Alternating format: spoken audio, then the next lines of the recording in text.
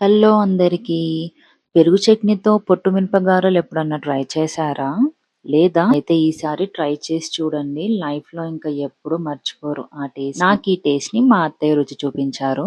ఎంతైనా పాతకాలపు రుచులు వేరు. ఏమంటారు? గారెల కోసం ముందు రోజే పొట్టు మినపప్పుని మంచిగా వాష్ చేసుకొని 6-8 అవర్స్ మంచిగా నాననివ్వండి. నెక్స్ట్ డే ఆ పొట్టు అంతా పోయేలా వాష్ చేసుకొని దాంట్లోనే కొద్దిగా అల్లం, పచ్చిమిర్చి, సాల్ట్, జీరా వేయాలి. తర్వాత ఆయిల్‌లో ఫ్రై చేయడమే. ఏంటి టీ వడపోసే దాంతో వేస్తుంది అనుకుంటున్నారా? ఆయిల్ పడిద్దేమో అని. నాలా భయం ఉన్న వాళ్ళకి ఇది బెస్ట్. కొద్దిగా జాలికి వాటర్ రాసి పిండిని పెట్టి ప్రెస్ చేసుకొని మెల్లిగా ఆయిల్‌లో వేయాలి. ఇప్పుడు పెరుగు చట్నీ కోసం కొద్దిగా పుల్లటి పెరుగు తీసుకొని దాంట్లో మామిడి తొక్కును మిక్స్ చేయాలి. అందరింట్లో మామిడికాయ తొక్కు ఉంటదిగా, ఏమంటారు? అంతే, రెండు మంచిగా మిక్స్ అయ్యేలా కలపడం. ఎప్పుడు ఆ పల్లి చట్నీలు అవేనా?